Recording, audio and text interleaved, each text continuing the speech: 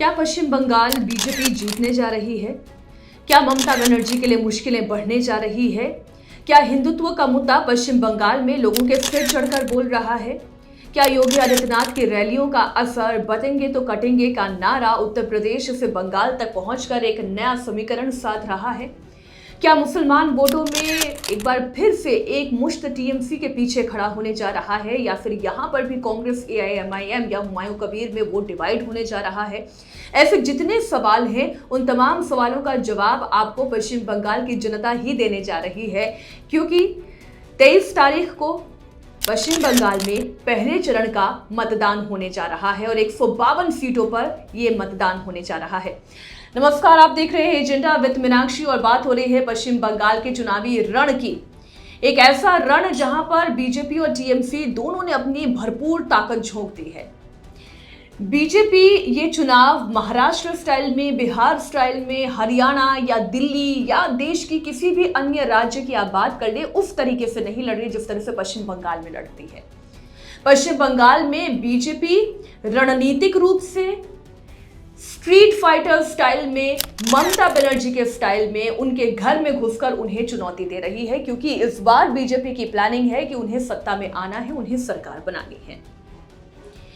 आप जानते हैं गृह मंत्री अमित शाह अगले 150 घंटे तक लगातार पश्चिम बंगाल में ही रहने जा रहे हैं। 27 अप्रैल तक पश्चिम बंगाल में वोटर्स के भीतर भय ना हो, पार्टी के नेता और कार्यकर्ताओं के बीच में एक विश्वास की भावना जागे, सुरक्षित वातावरण में वोट करने के लिए, मताधिकार का इस्तेमाल करने के लिए पश्चिम बंगाल की जनता पोलिंग बूथ तक पहुंचे और एक सेंटिमेंट वहां पर तैयार हो जाए कि हाँ, ममता बनर्जी को भी हराया जा सकता है, ममता बनर्जी का भी किला ढाया जा सकता है और उसके लिए बीजेपी कमर कस के ये लड़ाई लड़ रही है। आपने इलेक्शन कमीशन की बात सुनी, उन्होंने क्या कहा? ना सोर्स जैमिंग होगी, ना बूथ जैमिंग होगी, ना रोड जैमिंग होगी, मताधिकार का इस्तेमाल करने के लिए बेखौफ पोलिंग बूथ तक वोटर निकलेगा, ऐसी व्यवस्था की गई है। क्लाउड मैपिंग की जा रही है, कैमरे को अलग अलग तरीके से कनेक्ट किया गया है जिससे कि मतदाता सुरक्षित अपने घर से निकले, पोलिंग बूथ तक पहुंचे और वहां पे अपने मताधिकार का इस्तेमाल करें। तो ये विश्वास की भावना जगाने की कोशिश इलेक्शन कमीशन कर रहा है, जिसे टीएमसी कह रही है कि देखिए मछली बंद ऑपरेशन शुरू हो गया है और यहाँ बीजेपी की रणनीति काम कर रही है। वो सीएपीएफ यानी कि चाहे वो बीएसएफ हो, सीआरपीएफ हो, आईटीबीपी हो, यानी कि जितने भी हमारे सिक्योरिटी फोर्सेस हैं उनके ऊपर आरोप लगा रही है कि ये तो बीजेपी के इशारे पर काम कर रहे हैं। लेकिन हकीकत क्या है? हकीकत यह है कि पहली बार ममता बनर्जी को डर लग रहा है। पहली बार ममता बनर्जी को डर लग रहा है कि ये सत्ता उनके हाथ से फिसल सकती है। पहली बार ममता बनर्जी को ये लग रहा है कि हिंदू वोट टूट सकता है। पहली बार ममता बनर्जी को ये लग रहा है कि अब उन्हें केवल मुस्लिम वोटों की ज़रूरत नहीं है, उन्हें हिंदू वोटों की भी उतनी ही बड़ी ज़रूरत है, वरना भारतीय जनता पार्टी उन्हें पश्चिम बंगाल में पटकनी दे देगी। आज मैं रीजन वाइज ये पूरा डेटा आपके सामने रखने जा रही हूँ और इसमें 2024 के लोकसभा चुनावों की भी मैं बात करने जा रही हूँ कि उसका वो रीजन वाइज जो डेटा है वो क्या इशारा करता है। और सबसे पहले बात 152 सीटों पर पहले फेज में होने जा रहे चुनाव की मैं करूंगी।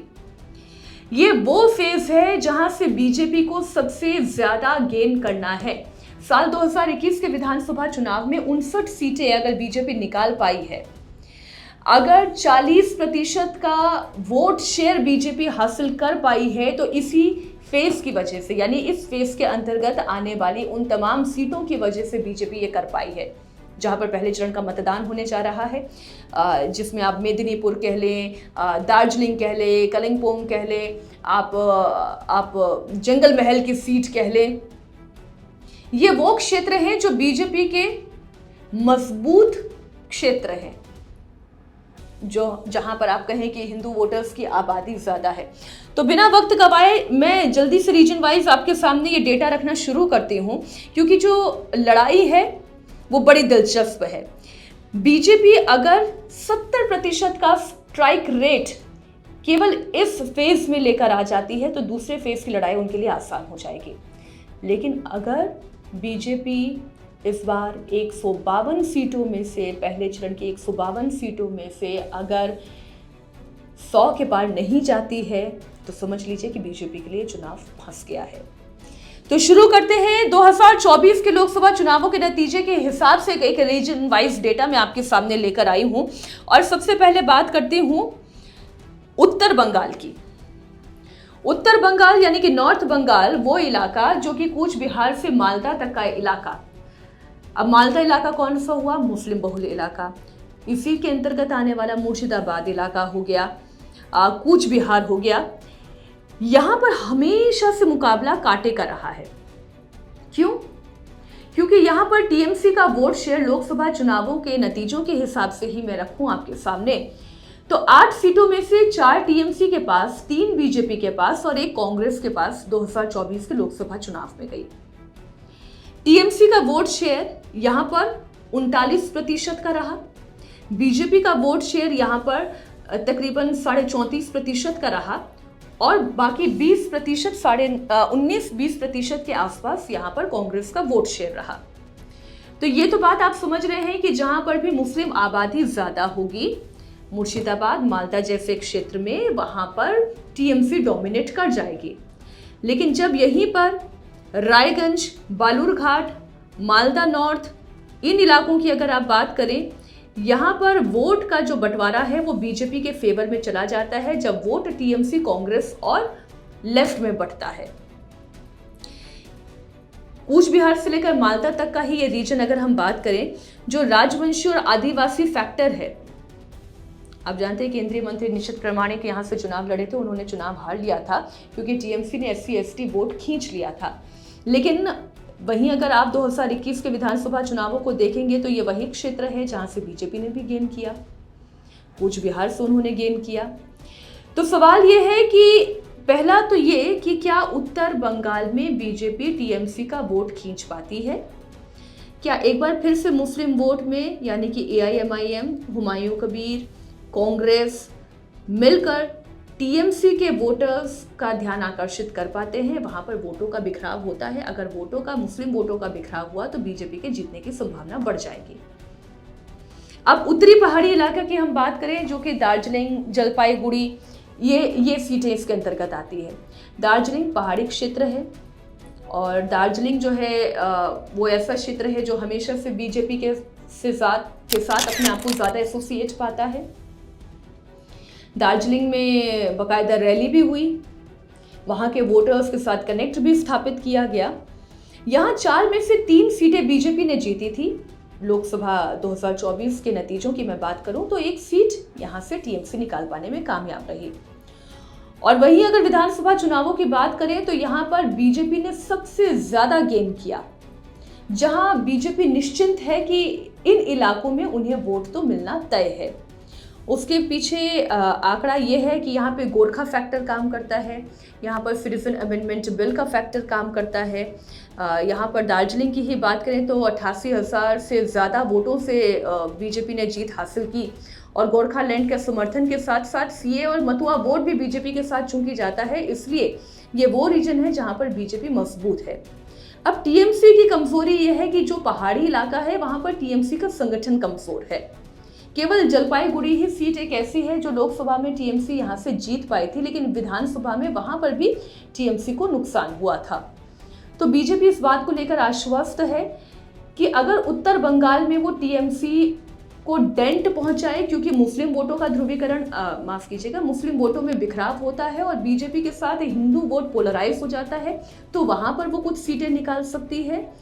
दार्जिलिंग, जलपाईगुड़ी इत्यादि इस क्षेत्र के अंतर्गत आने वाली सीट जो कि पहाड़ी इलाका है, जहां पर हिंदू मेजॉरिटी में है, जहां पर मतुआ समाज के लोग हैं, जहां पर सीएए फैक्टर काम कर रहा है, वहां से बीजेपी सबसे ज़्यादा स्कोर कर सकती है। अब सवाल आता है पूर्वी बंगाल का, और पूर्वी बंगाल के अंतर्गत आने वाले मुर्शिदाबाद, गंगा डेल्टा की बात कर लें, नादिया की बात कर लें, ये वो सीटें हैं जहां पर टीएमसी मान कर चल रही है कि कोई बिखराव नहीं होने जा रहा। यहाँ पर टीएमसी मजबूती के साथ चुनाव लड़ेगी और यहां से जीत कर निकलेगी। वो क्यों? 22 सीटें मुर्शिदाबाद के ही विधानसभा के अंतर्गत आती हैं। पिछली बार भी यहां पर टीएमसी का परफॉर्मेंस शानदार रहा था। अब मल्टीपोलर इलेक्शन भले ही इस क्षेत्र में हो गया हो, लेकिन जो सीनियर जर्नलिस्ट बताते हैं और जो विश्लेषक हैं वो ये बताते हैं कि मुसलमान वहीं वोट करेगा जहां पर ए मुस्लिम कैंडिडेट होगा, बी जिस पार्टी के अंदर वो ताकत होगी कि वो बीजेपी को हरा सके।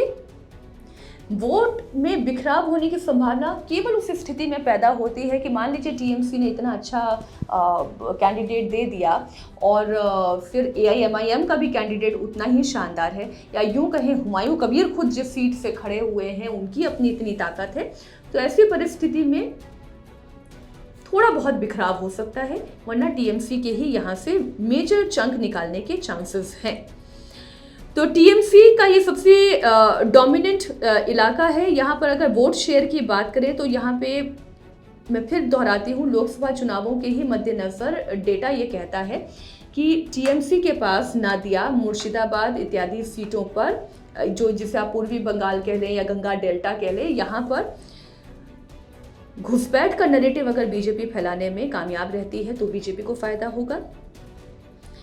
अगर बीजेपी ये बात अल्पसंख्यक हिंदू आबादी, क्योंकि यहाँ की बहुसंख्यक आबादी मुसलमानों की है, अल्पसंख्यक हिंदू आबादी को अगर एक साथ अपने साथ जोड़ने में कामयाब हो पाती है तो वो कुछ डेंट लगाएगी, वरना ये पूर्वी बंगाल का वो क्षेत्र है जहाँ पर बीजेपी के पास एज कम है और ममता बनर्जी के पास एज बहुत बड़ी है।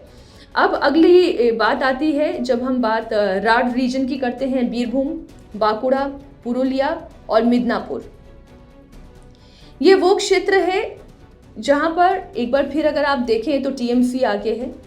आदिवासी, ओबीसी, ये वोट बैंक का जो कॉम्बिनेशन है वो टीएमसी के साथ खड़ा होता है। बीरभूम, बोलपुर, जहां पर टीएमसी लोकसभा चुनावों में 2 लाख से अधिक अंतर के साथ चुनाव जीती थी, यहाँ पे दुआरे सरकार कैंपेन भी बहुत लोकप्रिय हुआ था। अच्छा, बीजेपी का गढ़ जो है वो जंगल महल है और बीजेपी जानती है कि जंगल महल की जो हिंदू आबादी है वो उनके साथ खड़ी होगी, जो मतुआ समाज है वो भी उनके साथ खड़ा होगा। शुभेंदु अधिकारी का जो इलाका है वो भी इसी के अंतर्गत आता है। तो ये जो इलाका है जिसमें जंगल महल हो गया, तामलुक हो गया, काथी हो गया, ये जो अधिकारी फैमिली का इलाका हो गया, ये स्ट्रॉन्ग होल्ड है। लेकिन अब यहाँ पर टीएमसी जानती है उसे जीतने के लिए साम दाम दंड भेद सबका इस्तेमाल करना होगा। इसलिए आपने एक तस्वीर भी देखी मेदिनीपुर की ही एक तस्वीर, जहाँ पर जो बीजेपी के कैंडिडेट हैं उनकी बाइक रैली पर पथराव किया गया, आगजनी की गई, मारपीट हुई।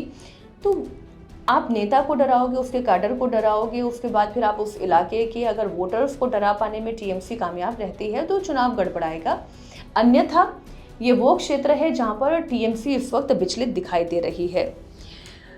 राड रीजन के अलावा अगर बात करें दक्षिण बंगाल की, दक्षिण Bengal plus Kolkata plus delta region, Ganga का डेल्टा रीजन को अगर हम इसमें जोड़ लें तो ये वो क्षेत्र है जो कि टीएमसी का गढ़ है। अब ये टीएमसी का गढ़ कैसे है कि अगर वोट प्रतिशत के ही अनुपात में देखें, तकरीबन 50% के आसपास यहाँ पर टीएमसी ने वोट सिक्योर किया। बीजेपी के पास 42% वोट शेयर लोकसभा चुनावों के दौरान आया। अब यहाँ का जो भद्र लोग है, जिसे आप कहते हैं अपर कास्ट हिंदू कम्युनिटी, ये ममता बनर्जी के साथ रहती है। जो मिडिल क्लास कम्युनिटी भी है उसके ऊपर भी ये ध्रुवीकरण वाली पॉलिटिक्स, ये या फिर तुष्टीकरण वाला नैरेटिव, ये यहाँ के मिडिल क्लास हिंदू फैमिलीज के साथ काम नहीं करता है।